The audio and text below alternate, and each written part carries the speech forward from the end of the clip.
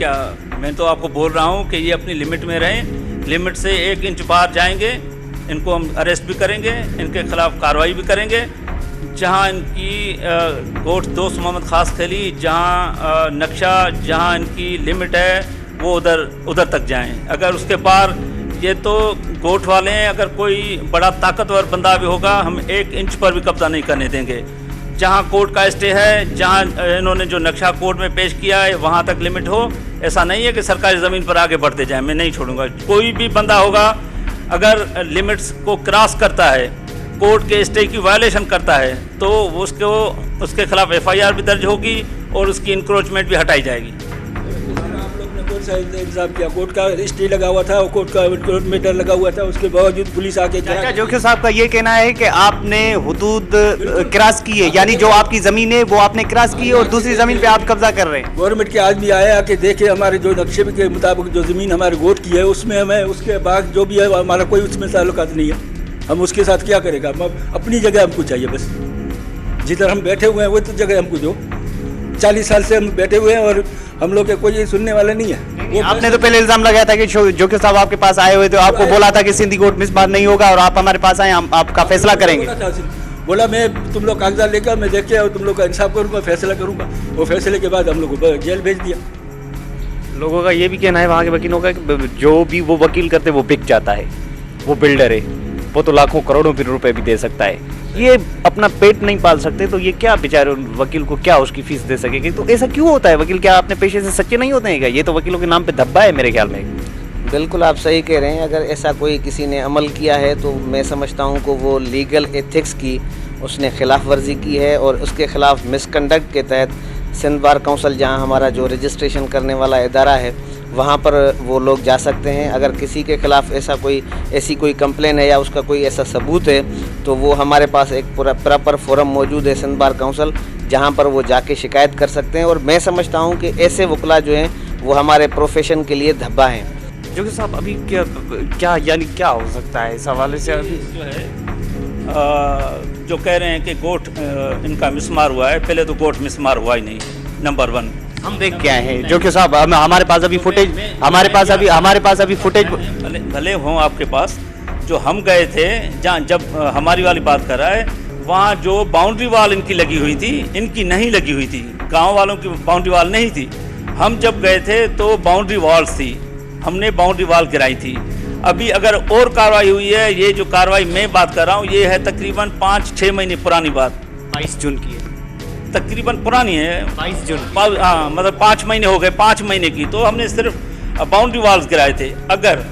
अगर इनकी boundary wall के बाहर, यानी जो सरकारी ज़मीन पर अगर इनके घर भी होते ना और गैर कानूनी होते, तो हमने अखबार में नोटिस 1 दफ़ा नहीं 50 मरतबा इनको कहा हुआ है कि आप अपनी ज़मीन पर चले जाएं, गांव की ज़मीन पर चले जाएं।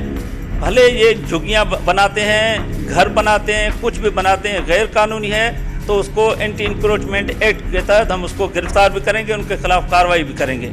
ये गवर्नमेंट की पॉलिसी है। ऐसे क्यों होता है कि गवर्नमेंट उनको गैस भी देती है, बिजली भी देती है, स्कूल तक दे देती है, फिर जाके उनको कहती है कि नहीं भाई गांव से उठो, ये तो सरकारी ज़मीन है, ये तो गवर्नमेंट की ज़मीन है, हम किसी बिल्डर को दे रहे हैं? ऐसे क्यों होता है?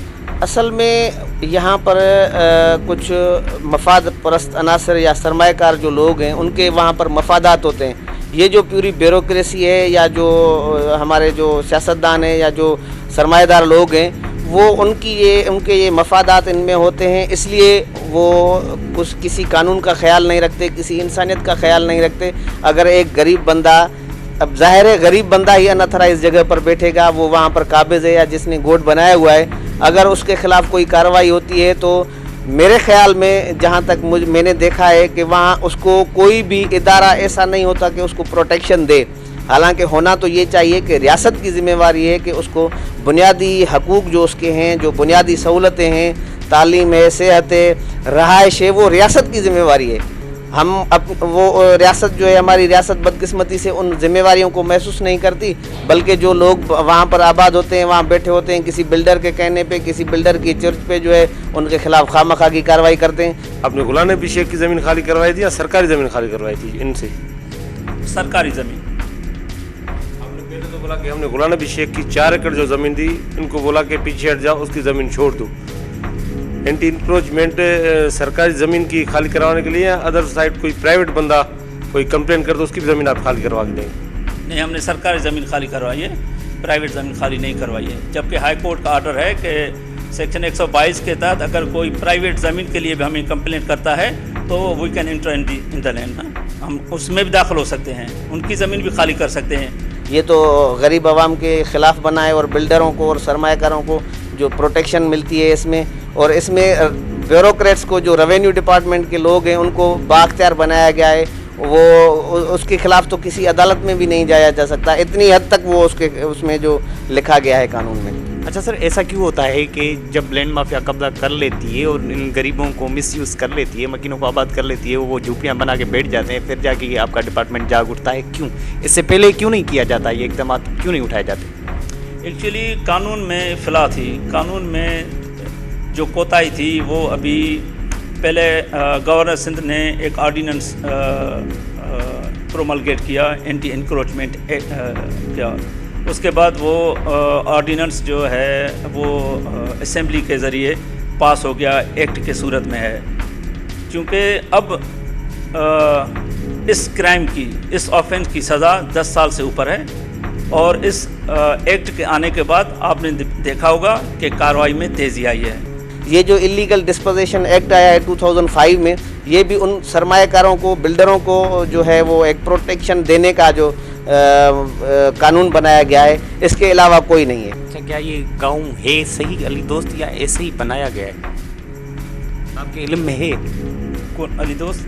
ये जो जिसकी हम बात कर रहे हैं, अली दोस्त खास के लिए गाँव जो है, क्या आपके नॉलेज, मैं आपसे ये जानना चाहता हूँ अपनी नॉलेज के लिए कि क्या ये गाँव है या ऐसे ही बनाया गया है? नहीं, जो इन्होंने बनाया है वो सियासी उसमें सपोर्ट पर ये बना रहे हैं। झुग्गियाँ हैं, गोट तो मैंने देखा है, गोट तो कोई मुझे नज़र नहीं आया कि कोई बड़ी, कोई उधर कोई पुराना कोई पानी का हो, कोई घर बना हुआ हो, कोई मिट्टी का मतलब घर बना हुआ हो, मुझे ऐसा लग नहीं रहा है। गवर्नमेंट की तरफ से मंजूर शुदा स्कूल तो वहाँ है, वहाँ तो हम देख के आए हैं, और दूसरे घर भी बने हुए हैं। ऐसे तो जो हमने मैरान हाईवे पर गिराया, उधर तो बिजली के कनेक्शन भी थे, उधर तो सुई गैस की मतलब लाइनें भी थी।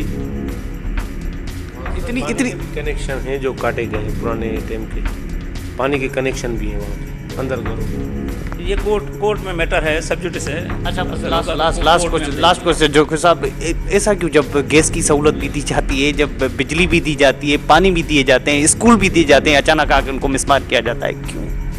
वो सरकारी ज़मीन पर जो भी बैठेगा, हम तो कानून के मुताबिक जाएंगे। एक लैंड रेवेन्यू एक्ट को फॉलो कर रहे हैं, दूसरा एंटी इंक्रोचमेंट एक्ट को फॉलो कर रहे हैं।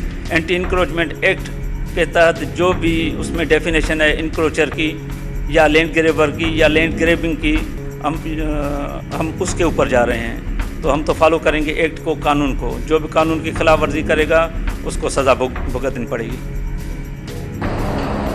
मुल्क में कानून तो मौजूद है, लेकिन सिर्फ किताबों की हद तक। कानून नाफिज करने वाले इदारे जब खुद ही कानून का एहतराम ना करें तो आम आदमी कहाँ जाएगा? पाकिस्तान की 63 साल तारीख में ऐसा होता हुआ आ रहा है, मगर ऐसा क्यों? ना गिनवाओ नावक के नीम कश, दिल रेजा रेजा गंवा दिया। जो बच्चे हैं संग समेट लो, तन दाग दाग लुटा दिया। उधर एक हुरुफ के कुछ तनी, यहाँ लाख अजर था गुफ्तनी।